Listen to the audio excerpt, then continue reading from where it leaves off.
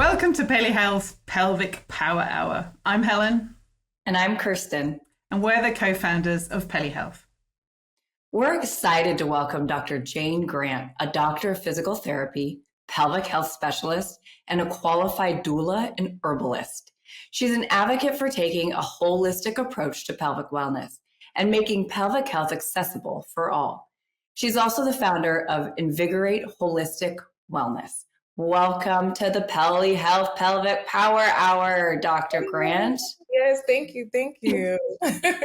So let's jump right in. Dr. Grant, before we dive into the specifics of holistic pelvic health, let's start by finding a bit more about you. Could you share a bit about your journey into pelvic health and into physical therapy? And what was the driver behind your passion?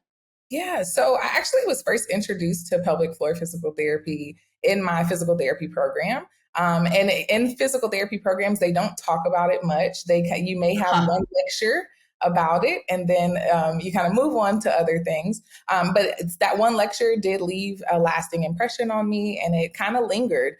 So in 2020, I was transitioning out of a setting that was kind of burning me out, and I was trying to find passion in my work again. I was trying to love what I do again. And so I was like, I think I should try pelvic floor therapy. I think I should start just dabbling in some of the courses and the classes. And I found myself really being intrigued. I found a lot of the ways that we approach reproductive health and maternal health, as well as birth work and the spaces, being something that always resonated with me and my interest. And then I slowly began to get certified in doula, like full spectrum doula program in 2022. And so it's just been really fun. I've just found my love and my passion for the field again. I get to talk to people about really like intimate taboo things and make them feel comfortable and create safe spaces, which is what I've always wanted to do. So it's just been really fun. I'm like having fun doing it. I really enjoy it. So yeah. I can see the passion radiate from you when you're talking about it. Like you kind of light up and glow a little bit, which is amazing, right? Because we all want to find passion in what we do. So kudos to you for that. There's something that you just said that I think might be surprising for a lot of people, that in your physical therapy program, it was maybe a lecture or two. Is that still the norm, or is that changing? I think that's the norm for now. I'm not sure. Now, other programs, they may have people that come in and, have special guests that come in and maybe share more information that work in the pelvic health field. But I don't, it's not something that's necessarily required in our curriculum.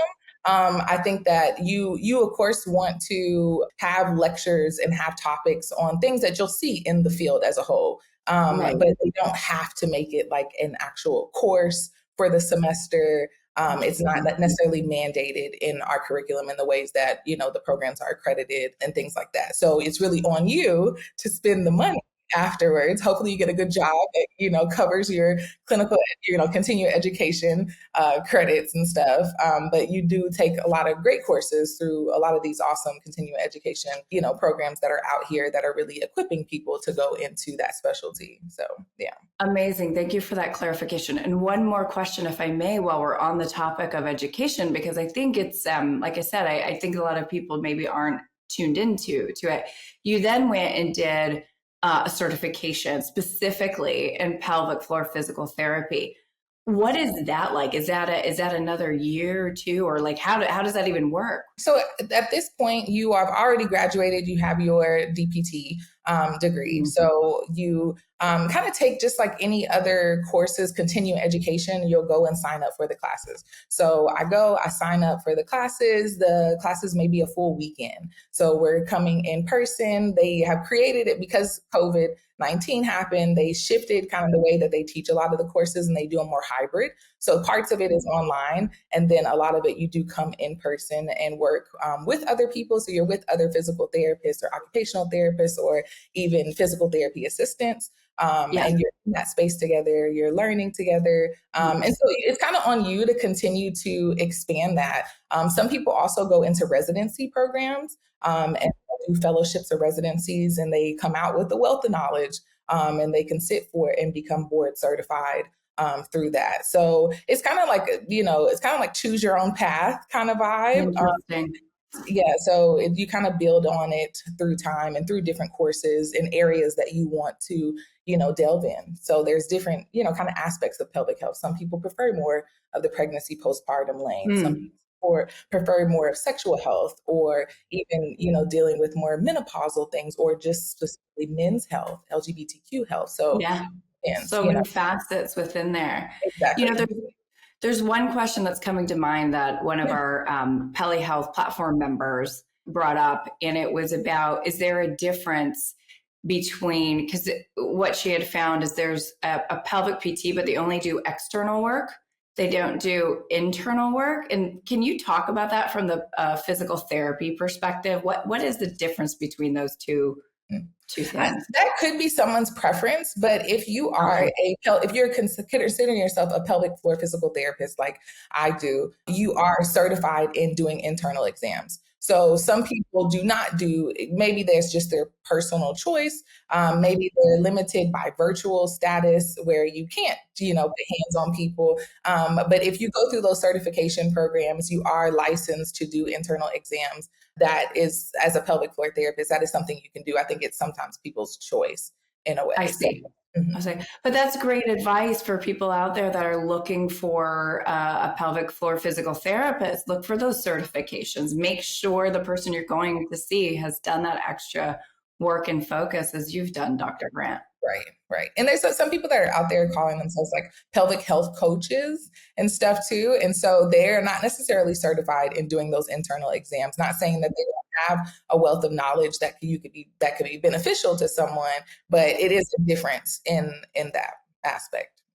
Thank you. Yeah, I think that's really important to clarify, because a lot of people wouldn't know there is a difference, right? They just think one umbrella, one term, it covers everything. So it's really important to understand those differences, and how you're, as Kirsten said, one of our members was concerned about, would I have an internal examination if I go and see a pelvic physical therapist? So it's those kind of questions, there's a lot of doubt around it. I know one of the things that you're really passionate about is the holistic approach to pelvic health. Can you just break that down and explain for us what holistic pelvic health means? Yes, I love that. So that is actually a term I just gave myself, right? So I like to call myself a holistic pelvic floor therapist. Even prior to me switching into the specialty of, pelvic health, I was calling myself a holistic physical therapist. So to me, holistic means caring for the whole person and not isolating their specific symptom, dysfunction, or condition. So I honor all aspects of your being. I kind of like to consider myself almost like your holistic pelvic health bestie. We're going to, talk about your stress management techniques. We're going to assess how you use your time and your free time to pour into yourself, or the lack thereof that you have. How can I support you through discussing your nutrition, to talk about ways of incorporating movement? How can I provide mindfulness resources and practices to help you really usher in wellness into your life. So I really sit down, I work with creating a more personalized approach to people reaching their goals, instead of a protocol-based kind of perspective. In our field, we're given protocols. If you go and get a shoulder replacement, there's a protocol that I follow in the ways that I progress you through your program and get you back to being able to work, or to, play your sport, or whatever the case is. With pelvic floor physical therapy, it's a little different. And so a lot of us do kind of practice in a way that can be more holistic, but I really try to create that open, personalized approach that makes sure that I'm providing the care for that person that's in front of me, who has the barriers that they have, who has the lifestyle that they have. And I try to create that environment so you can thrive, kind of thing. I think that's important, because I don't think many of us, maybe I'm generalizing, women, understand the importance of all the other different facets of your life and how that actually has a direct impact on your pelvic health, right? I think, as you just said, normally it's like a protocol. This hurts, I go and see a medical practitioner, get fixed. Right. This is the path that I follow, rather than all the other things around your lifestyle that could have an impact on your pelvic health. And as you say, try and manage those with your patients. And so, a burning question for you, because you must hear this quite a lot. What are the biggest misconceptions you hear from women who are curious about their pelvic health or about their pelvic floor? What do you think there's a big misunderstanding? There's so many fun misunderstandings and misconceptions, right?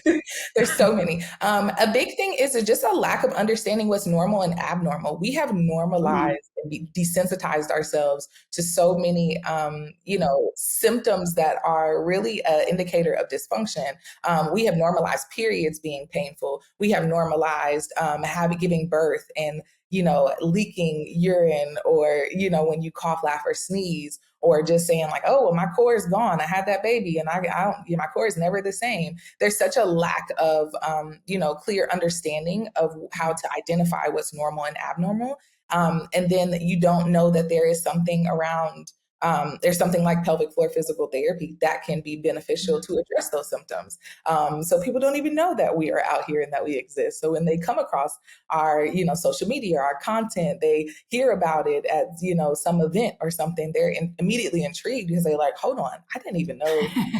Thing. I hear that so many times. I didn't even know this was a thing. I thought I was just cursed. My grandmother was peeing all the time. Yeah. I had so many people say so many funny things. I thought it was just what it was, So yeah. I think there's such those are some of the biggest misconceptions. And so it's so fun, like, like letting people know, like, yes, that's common. A lot of people have leakage after, giving birth, or even as they're going into their menopausal, age in life. But it is not normal. It's common, but it's not normal. And that can be so liberating for people when they hear that. Yeah. One of the ones that Helen and I have heard from our members is, well, I don't really need to worry about my pelvic health. I never had kids. And it's like, well, that's not true. Exactly. Everybody has a pelvis. Everybody has to pee and everybody has to poop. Everybody has to, yes. Everybody experiences things around sexual health, whatever that looks like, for that person. So everyone can benefit from pelvic floor therapy. Everyone. And so I think that is a lot of misconception too, that it's just for women or it's just for people that have given birth. And so it's like, no, some of these other symptoms that you're experiencing are also something that we can treat as well. If you're having IBF symptoms and constipation and, a lot of issues around that, that's an area that we do treat. So one of the first comments we had when we started this journey with Pelvic Health is a lot of people we spoke to thought it was just a symptom of aging. And what you just mentioned is that we have normalized these conversations to make you think that that's what happens, right? And so it's not normal, right, but it is common because we don't talk about it, because it's never really been spoken about out loud. So I think that's a really good point you make. That part. And that's the thing. It hasn't been talked about. Like, it's like, yeah, these conversations are happening now, but if we think about the generations prior, our mothers, our grandmothers, they weren't talking about these things. I had no idea what menopause was until I was in school and I was learning in a pathology class. And I was like, what happens? Explain. Does it happen to me? Like, wait a second. Wait up. I was like, hold on. Nobody told me anything. No. But yes. And there's no escaping it. There's no escaping it. Yeah, it's funny what you were saying. Like, after the birth of my son, I had a C-section, emergency C-section. And then afterwards, I had excruciating pelvic pain. Nobody told me that could be a possibility. And then when I went to doctors, they're like, "Oh, it'll just go away." And I'm like, "Well, it's not." So I had no idea that your field even existed. Yeah. And then searching, and then I was like, "Oh my gosh!" It was like a light bulb went up. I was like, "There's help." I was like, "Why don't we talk about this more? This is crazy." Right.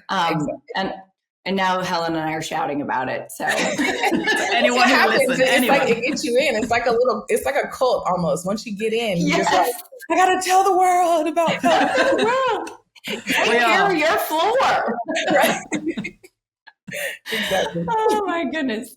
All right. So on that note, right, not knowing that it exists, even once people do find out that pelvic floor physical therapy does exist, it's not always accessible. And that could be for a few different reasons, right? There are care deserts. I'm speaking specific to the US, but that's consistent, I think, no matter where you are in the world. We have care deserts depending on your geographic location. And then on the other side of it, right, it may not be affordable. Sometimes insurance isn't covering it. Right. And so the out-of-pocket cost can be high.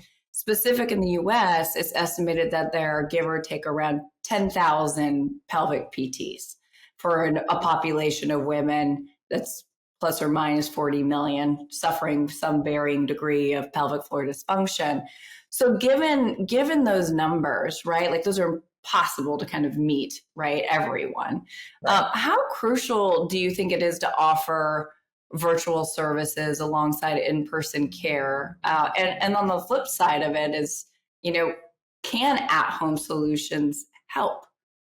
Yes, for sure. I think it's virtual care is very crucial. If anything that the pandemic showed us is that virtual care, it can be effective and it can like really eliminate some of those disparities around accessibility. So I think that providing virtual care and those alternatives to people can give them give them options for those of us that work jobs, have children, own businesses, do these different things where we're constantly moving through the world and giving to the world. It can be very like helpful to feel like, okay, I have other options to care for myself. Just because people are not seeking care doesn't mean that they don't want the care or that they don't want to prioritize their health, but there's so many factors. I talk to patients often who are like, oh my gosh, I'm so glad I found you. I'm glad that you offer virtual care because they recommended me to go to a pelvic floor therapist. I looked into it. She's like an hour away. So to coordinate childcare and to get there and also tell my job, I don't want to tell my job I have to go and go to pelvic floor therapy. There's so much, kind of like shame and kind of like, reservations around that. And so I think it really helps to kind of eliminate those gaps there and give us a much wider reach to be able to offer options to people. And it is effective and it is beneficial. It has been shown to be effective. So I'm excited for more research to come out about it that shows how impactful it can be. And I like to see it in these tech companies, in the tech world. I like to see a lot of those things kind of come into the surface as well.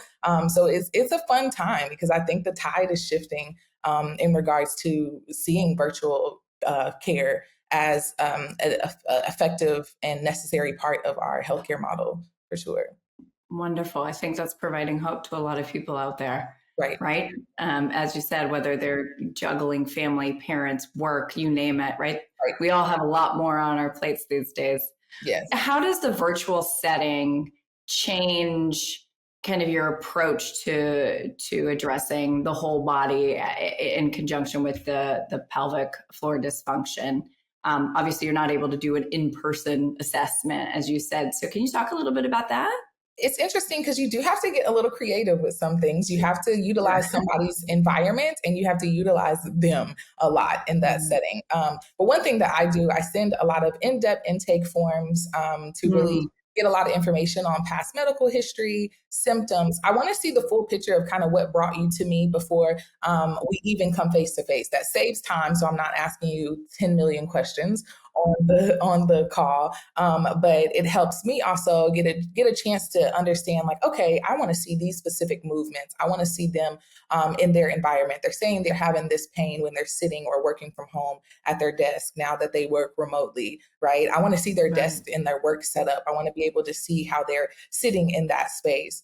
So I do a lot of observation and visual assessments. So I may have you do similar to how I would have you in the clinic. I may have you do a squat in front of me and kind of really set your camera up. I may have you also kind of do a manual test, kind of testing your own strength or seeing how long it takes you to have exhaustion to see what your, endurance or how your muscles are properly activating in a certain movement. We go a lot over, goals and even self-management techniques. So I utilize YouTube, I utilize various mediums to help you find ways to incorporate simple practices around maybe your own myofascial release, using tennis balls or lacrosse balls, like giving very convenient, realistic ways of incorporating it into your life. And I really spend time with building a rapport where you feel like we're working together to create this game plan that'll be helpful for you in the long run. So it's not just me giving you stuff.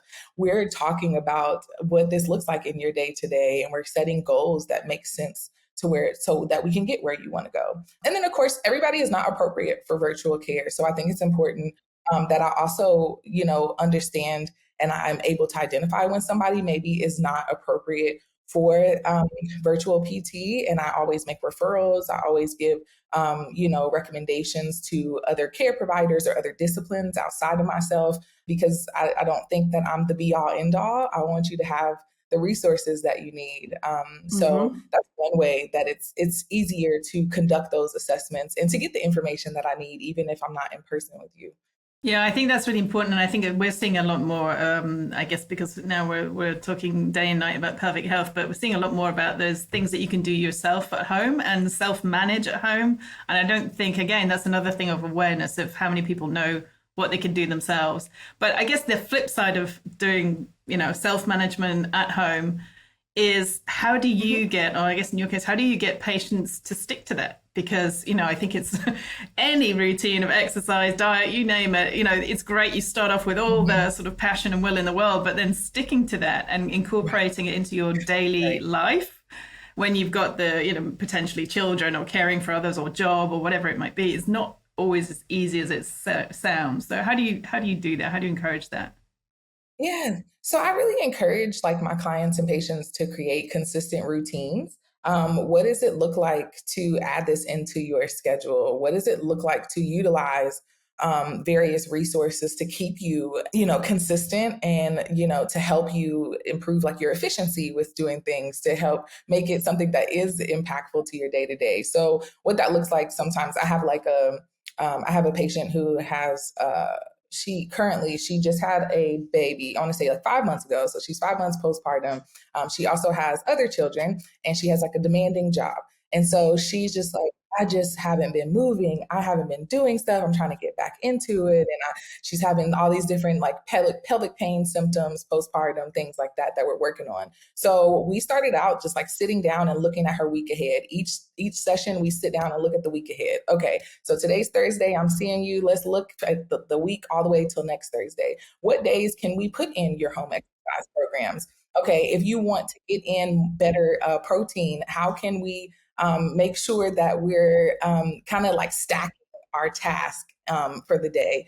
I know a big thing was she was noticing her vitamin D levels were low. So we were talking about incorporating vitamin D. And she was like, I have the vitamin D, I just don't take it. I'm like, okay, let's put it by your toothbrush. Let's find consistent and easy ways that help you tap into those things.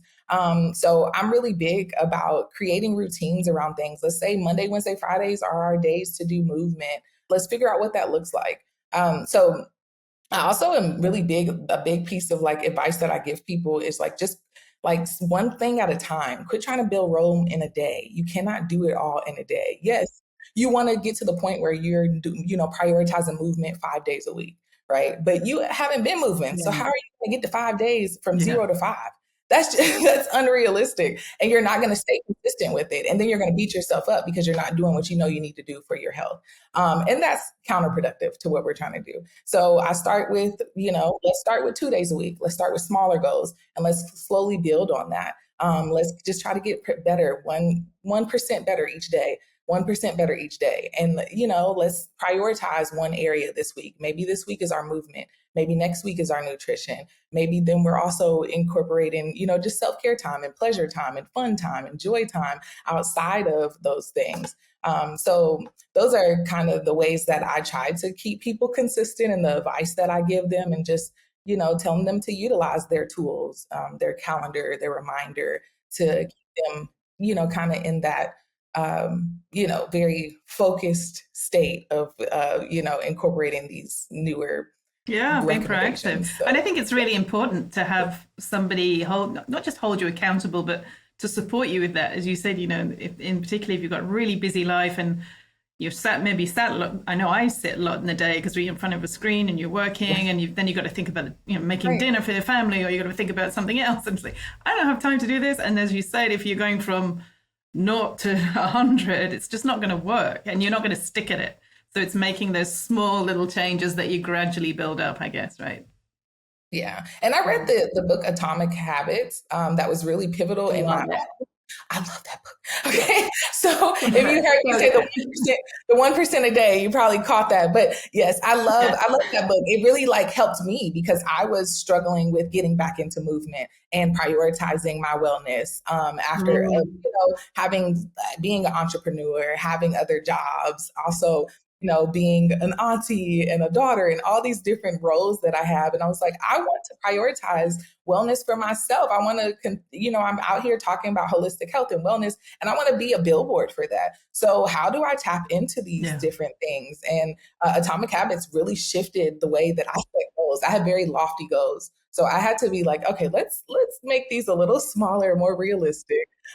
So I use my own personal experience also in the ways that, I share that information with other people. So I love that. I agree with you. Such a good book, but it really teaches you how, like you're talking about, Dr. Grant, how do you incorporate it into things you're already doing in your day that can make it a little easier to get that 1% done. I love it. I love it. So shifting a little bit to your role as a doula, how does your role as a doula complement your work as a pelvic floor physical therapist, and how can that combination really enhance the birthing experience? Yeah, so I love being a doula. It makes my whole day. So being a full spectrum doula, I support people. Being a full spectrum doula, I support people. I support clients and their families in the birthing process, whether that's preconception, pregnancy, postpartum, loss, or even termination. So I am there to support you, to be the emotional, physical support that's there to provide education and information.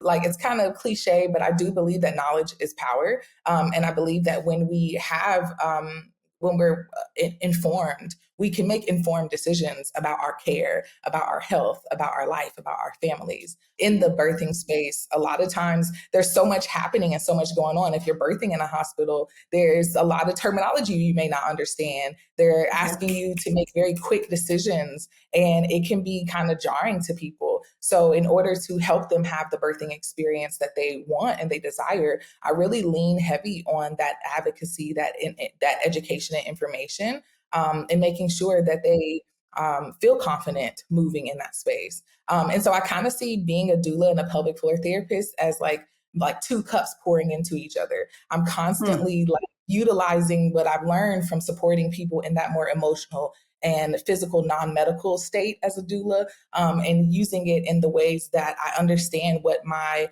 patients or clients are experiencing in their pregnancy, understanding what's to come for their birthing, and are able to create plans around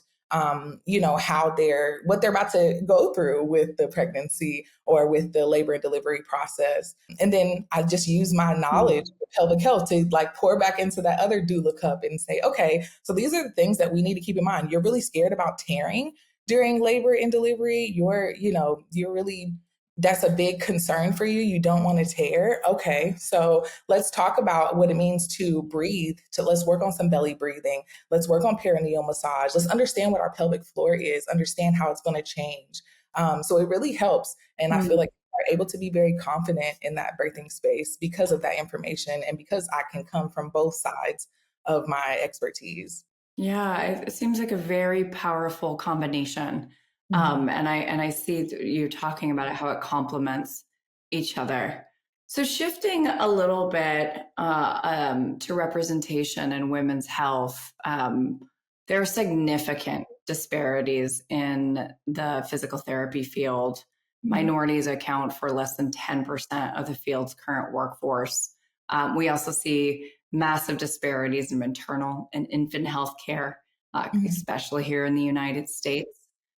So how do you address those disparities in your practice? And from your perspective, what steps do you think can be taken to ensure better maternal health care for Black women and other minority groups in the US? It's a huge problem. Absolutely. So the main things that I do, in my community, in my virtual and local community, is really partnering with a lot of nonprofit organizations. There are a lot of amazing organizations out here that are already trying to address these disparities that exist, that are really trying to tackle the needs that they see in their communities, because every community is different. Every, what we're doing here in Kentucky may be totally different than what they're doing in Georgia, but the need is still there, right? Because there's so many areas that we can address. So tapping into like birth work organizations, organizations that support families with proper education, with supplies, with tools to help improve their transition from the hospital home, and being able to, improve those numbers that we see. I think that has been really fun. So I make myself very available to people. Before this call, I had someone reach out to me about coming to a community baby shower and talking about pelvic health and shedding some light on how pelvic can be beneficial. And I'm, being the pelvic health nerd, I'm like, this is vital to maternal health. Yes, it matters to have, the super medical side of it, and to address the things that happen in the hospital settings, or, those emergent situations. But when we're talking about the whole picture of maternal health, pelvic floor therapy and pelvic health is in that conversation. And so I really make myself visible in that, and accessible to my community. I support a lot of LGBTQ organizations as well, because I think that they are also left out of those conversations, and they are also experiencing the same disparities as well. And, making sure that I am creating content that talks about those things and be very vocal about it on my social media platforms. Those are some of the small ways. I wish I had the money to invest in things. I wish I was a billionaire and I could just share it with people. So I try to do my part. Melinda Gates, are you listening? I know, exactly. Billionaires. Exactly. And so like the steps that I feel are really necessary moving forward is like educating ourselves, educating the population on the resources, on the abnormalities, what's normal, what's abnormal. When do you need to say, hey, I probably should go to the hospital. Okay, I'm back home, but I'm bleeding through my pads. I'm bleeding through 2 pads in an hour. There's things that are happening. I'm feeling dizzy. I have this headache. Things that, could be indicators that there's something more serious going on. Learning how to identify those things so that you're able to get the care that you need. And then making sure that we try to eliminate as many barriers as possible for people to be able to access that care. Is it transportation barriers? Is it, funding that is causing you to struggle to get, formula or the tools that you need to take care of your child? How can we fill in that gap with that? And then I think addressing biases is definitely the top of the list, because when a care provider walks into a space, how are you engaging and interacting with that person? How are you listening to their experience, even though they may not speak English, even though they may not look like you, or they may not practice the religions that you practice, or they identify as something other than a woman? What is it that you are doing to create a safe space so that they're being heard and that they're getting the care that they deserve? And so I think there's so many ways and so many steps we can take, but those are some of the ones that I see so far in doing this work. So we got a road ahead of us, but I think that it's possible. I think it's possible. We've got a big road ahead of us. I think it's great insight. It's great advice, especially from someone who's in the field. You're getting out there, you're spreading knowledge, which, as you said, knowledge is power. When we know more, we can advocate better. We feel more confident talking about our needs. Right. So thank you for getting out into your community. It's so important for people to learn and know. And I think some of it is about being relatable, right? And so you can't be what you can't see. That's the big thing, right? But also I think it's just about bringing pelvic health into the mainstream, making it a topic of conversation, just like any other area of women's health. And you do a phenomenal job of that. We found you. We were talking about this earlier. We found you and we saw your Instagram. I love it. It's so vibrant, full of energy, but also really accurate, right? It's accurate advice. It's informative, but there's a playful side to that too. So how important has social media been for you in terms of reaching a wider audience? And I don't know, maybe women feel more, relatable to your content. It's a difficult topic to cover on a social media platform, but you do a phenomenal job of it. So how have you found that leverage in what you do? I appreciate that. It's always nerve-wracking sharing content, it's always nerve-wracking putting yourself out there, right? And like, because there's so many people that I feel like they get on the internet and they just want to argue, and they just want to get in your comments and say, why did you say that like that? Or why did you do, so it's like, oh, I'm putting myself out there for people to perceive me and ridicule me. Lord, I really find that like using social media as a platform and as a medium to share this knowledge and information, it helps me be visible to people where they see somebody that looks like them or that has similar experiences to them, to say, oh, wow, okay, yeah, she's talking about this. Oh, she sounds like, a friend. She sounds like that would be like my family member or somebody that I would hang out with. Yeah. And I love that perspective. I think that there is a disconnect sometimes in healthcare when it comes to patients and providers, right?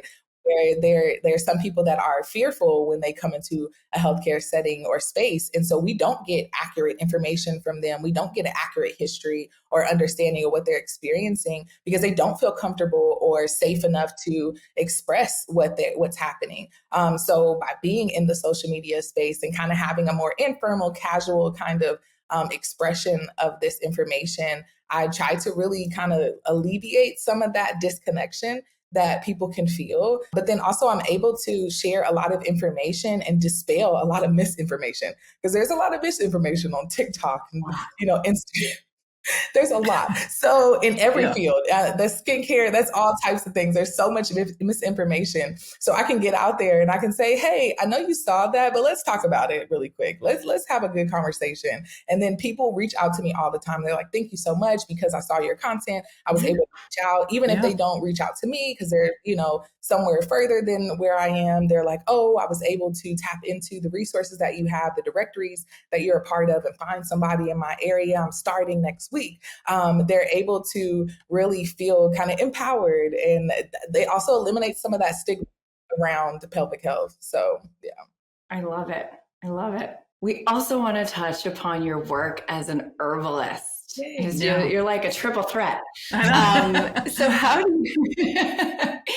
do you integrate herbal medicine into your pelvic floor therapy practice? And do you have some herbs or favorite herbs that you like to use with pelvic floor health?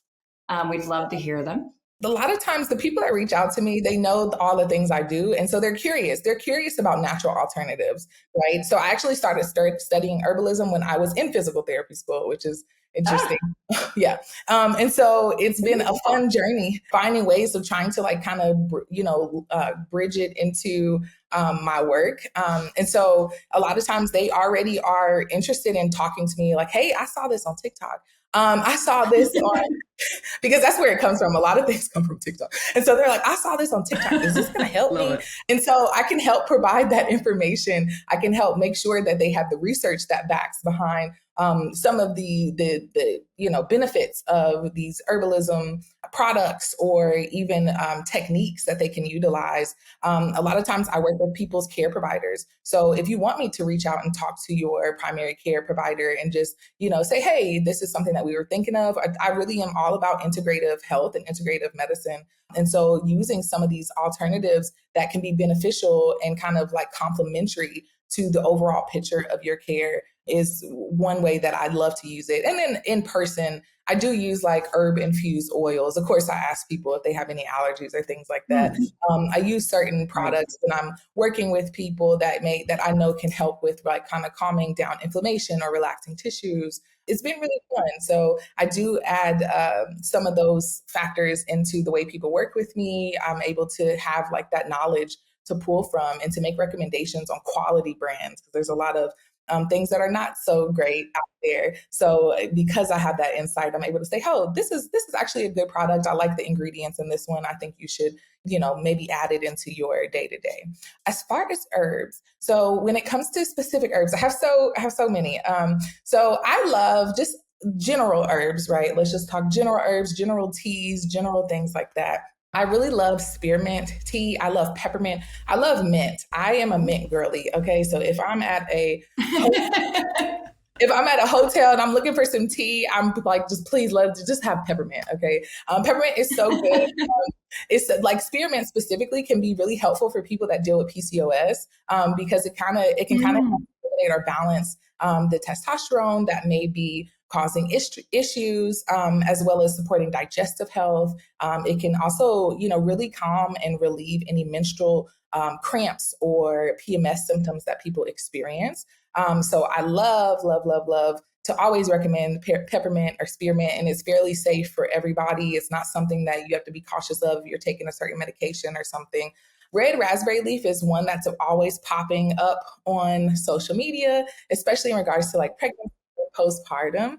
And so why it comes up is because it is a uterine tonic. So it tones the uterus, it brings much circulation there. Our uterus is what helps us have our babies. So it is something that people can use to help in the preparation process of getting the body prepared for labor and delivery. So I do like red raspberry leaf. It can also be beneficial for PMS symptoms, menstrual stuff. So it's a herb that I incorporate almost daily because it has great minerals and vitamins in it. And then, of course, like honorable mentions, ginger, chamomile, very simple things that can be anti-inflammatory, calming to the body. Yeah. I will say one thing about vaginal dryness, because I think that's a good topic that people are always looking for herbs for. That's a video that I have on TikTok that is like still circulating. I made it like 2 years ago and people are still commenting on it. I see the comments pop up and I'm like, oh, wow. Right. People really are trying to eliminate. Hot topic. It's a hot topic. People need the lubrication. Okay. Right.